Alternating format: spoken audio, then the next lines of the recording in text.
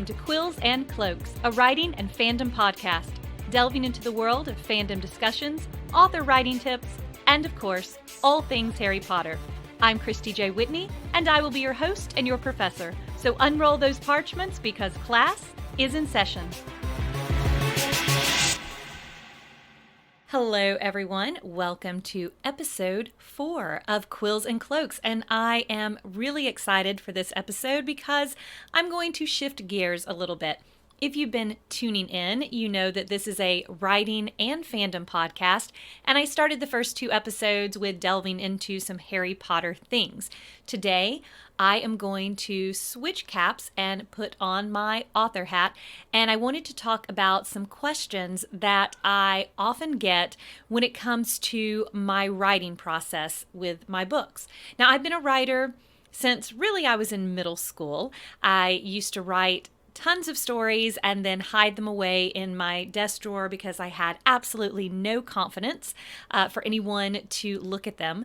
But even before I was writing, I was telling stories, usually lining up my My Little Ponies when I was about 8 years old and putting my old cassette recorder there beside me, pressing record and just making up these fantastical storylines and characters and all kind of interesting things to my 8-year-old mind. And of course, as I got a little older and I went into the realm of theater as a career, it was a way of continuing my love of the storytelling process, because it doesn't really matter what kind of artist you are. If you're an author, a playwright, a film or theater person, we just love stories. We love watching them. We love reading them. We love inventing stories. And I've been a published author for several years and been involved in a lot of conventions and spoken on a lot of panels. And before I was published, I used to attend a lot of conventions and panels and sit there and eagerly want to know, what is this author's creative process? How do they come up with these ideas? How do they get them on paper? So for this episode today, I thought I would take my top 5 questions that I've gotten over the years about my writing process and answer them for you.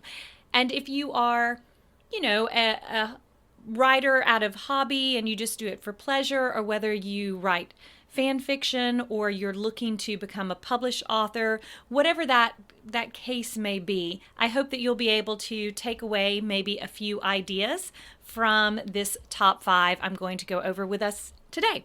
So without further ado, let's dive in to the questions. All right, so question number 1. Where do I get my story ideas? I really enjoy answering this question because there's not a solid answer to it, other than to say I get ideas from everywhere. So I read and watch a lot of fantasy. I cut my fantasy eye teeth, so to speak, on the Chronicles of Narnia when I was about 8 or 9 years old, and that just opened the door to Tolkien and to just a variety of high fantasy worlds that I just grew up in through middle school and high school and beyond. I also love science fiction, but fantasy has always sort of been my heart genre. So I watch a lot of fantasy. I read a lot of fantasy. Sometimes there will be certain characters that I absolutely fall in love with. Sometimes there are story arcs that spark my imagination. But ideas might come from just something that I've watched or read myself. Also, quotes that I come across. It could be a quote in a book, or could be a quote on a billboard that I saw driving by, or even something that someone said, just a random statement that was made perhaps in a conversation that I was involved in, or a lot of times something I maybe overheard at the grocery store, at the park, but just a spark of something, a quote or a phrase will give me some type of inspiration for a story. One thing I have learned, however, as I've gotten older, is I have to write those things down as they come to me. When I was younger, I was pretty good at sort of putting that in the back of my head and coming back to it later. I can't do that as well anymore. So I depend upon voice memos, notes on my phone, journals. I am a huge fan of journals, and I think most writers and artists are. There's something about having a journal in your hand that is just irreplaceable. Even though I do most of my work on the computer, it's the journaling that gets me to that point. And if you want to make a writer's day, buy them a new journal. And I've recently become acquainted with a new type of journal, and it's been fantastic, called Rocketbook. If you've never heard of Rocketbook, they are reusable journals. And the cool thing about them is you can write on them, you can take a picture, and it will scan it and basically send it to your Google Documents or your email, wherever you need to go. And then you can erase the notebook and write in it fresh and new. And I've been very obsessed with my Rocketbook. So if that sounds like something interesting to you, check it out. Their website, I believe, is just rocketbook.com. And they're fantastic journals. But yes, I have to write down my ideas, and then I come back to them, sort of pool over them and skim over the ones that I like, and I go for there. So question number 2 that comes right from question number 1 is, how do I start a story?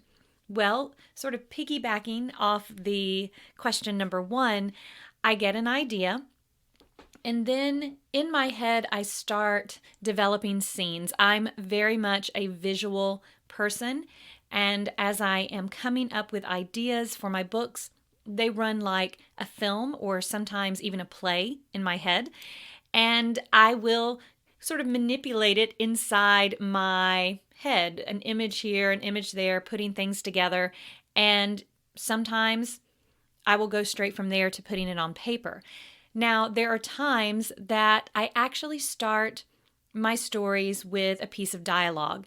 Maybe that's the theater person in me, using scripts and getting used to it's the dialogue that moves the story. So I feel very comfortable writing dialogue between two people.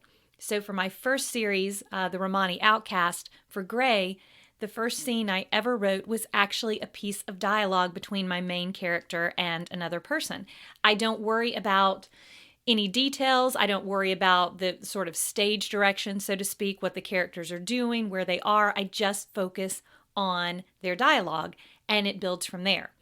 On the opposite end of that, sometimes I will start with just a basic description. I can see a location or a place in my head, and I just start writing. I don't really care if it makes any chronological sense. I don't care about grammar or anything. I just try to get that description down on paper, and I build on it. So it's like setting foundation pieces or the bottom building blocks, and I will add to them.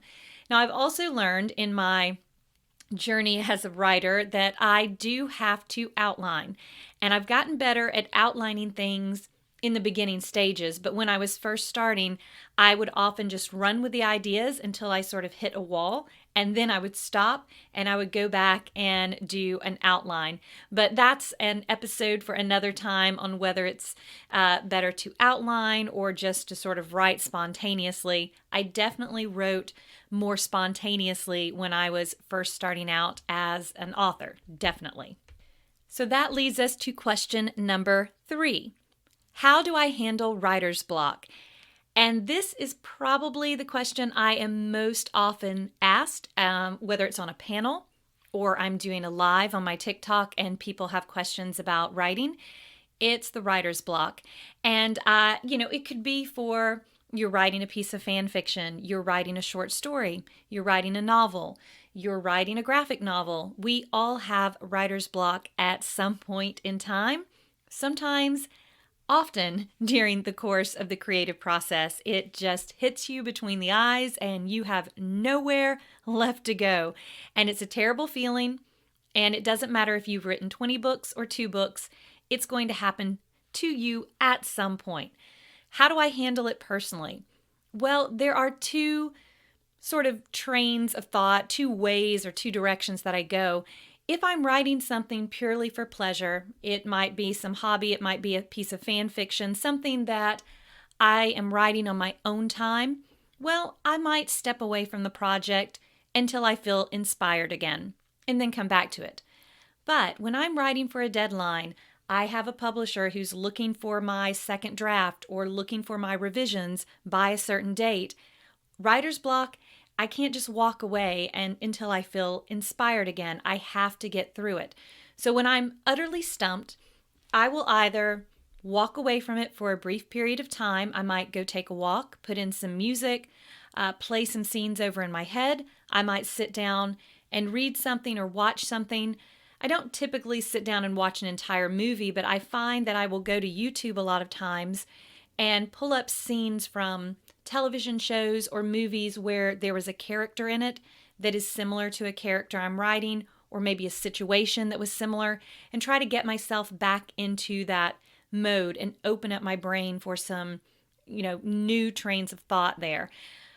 Sometimes I will just sit and listen to orchestra scores from a lot of different movies.